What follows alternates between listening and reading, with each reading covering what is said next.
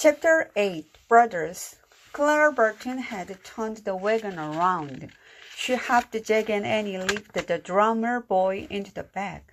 The soldiers said he has heat stroke, Annie told Clara. His name is John.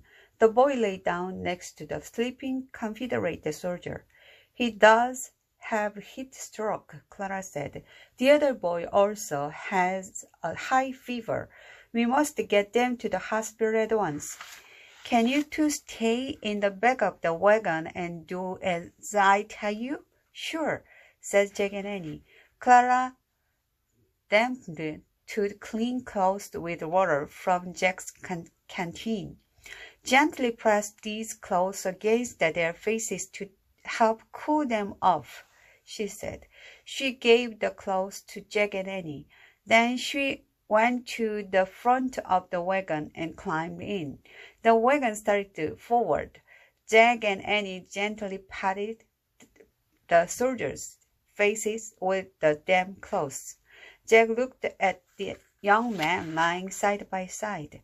The two seemed far more alike than different. In another time and place, they might have been friends, Jack thought. Finally, the wagon arrived at the field hospital. The Confederate soldier was put on a stretcher and carried to a tent. Two soldiers wearing bandages put the drummer boy on a stretcher. Could you stay with John a while? Clara Barton asked Jack and Annie. Sure, said Jack. Try to bring down his fever, Clara said. A nurse will give you ice packs to press against his skin. Find me when his fever is lower.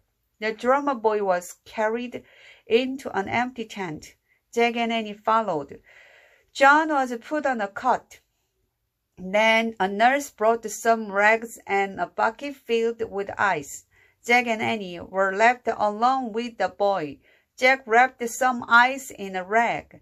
He pressed the ice pack against the boy's head and neck and arms. Annie fanned the air to cool John off and to keep away the flies. Jack felt so hot he pressed an ice pack against his own face for a moment. Then he looked up drummer boys in his Civil War book. He read, The Civil War was the last war to use drummer boys. The drum beat was used to give orders to soldiers. Different beats told them when to eat, how to march, and even how to fight. On smoky battlefields, the boys' drumming helped the soldiers find one another and keep together. Wow, said Jack. He closed the book, pulled out his notebook, and wrote, Drummer boy, really important job. Suddenly, John shouted. Jack looked up from his notebook. The drummer boy was still asleep, but he was waving his arms as if he were having a nightmare, and he shook the boy's arm. Wake up, John, she said. You're okay. Wake up. The drummer boy opened his eyes. You are having a bad dream, said Annie. You are safe now. You will see your family again soon. No, no, the boy said. He sounded frantic. I have to go back to the battlefield. No, you don't have to fight anymore, said Annie. You can go home and be safe. No, the boy said. They need me. They need my drum. He sounded more and more upset. Jack thought about their list. Put aside your own feelings, he remembered. Okay, John, said Jack. You can go back as soon as you feel better. Jack, said Annie. He'll get hurt or killed. I'm afraid for him. Me too, Jack said softly. But we have to put our own feelings aside. That's one of the things on our list. Annie sighed. Okay, she said sadly. She looked at John.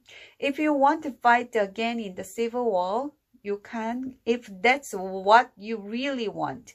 Thank you, the boy whispered. You know, you're the bravest kid I've ever met, Jack said. The drummer boy smiled at Jack. You look just like my little brother, he said. You look just like my big brother, said Jack. Except I don't have a big brother. I don't have any brothers. The three of them laughed. The drummer boy's laugh was very soft.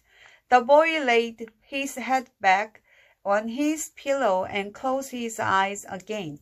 In a moment he was sleeping peacefully. A smile was on his lips, and he felt his forehead.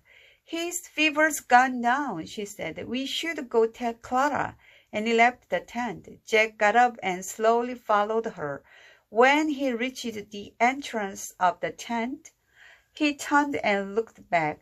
The shadows of twilight fell across the boy's calm, sleeping face. It was strange. Jack hardly knew the drummer boy, but he felt they could be brothers. Listening to the canyon fire in the distance, Jack was afraid for the boy. Will he live to see his family again? Jack wondered. Good luck, John, Jack said softly. With a heavy heart, Jack stepped out into the warm evening air.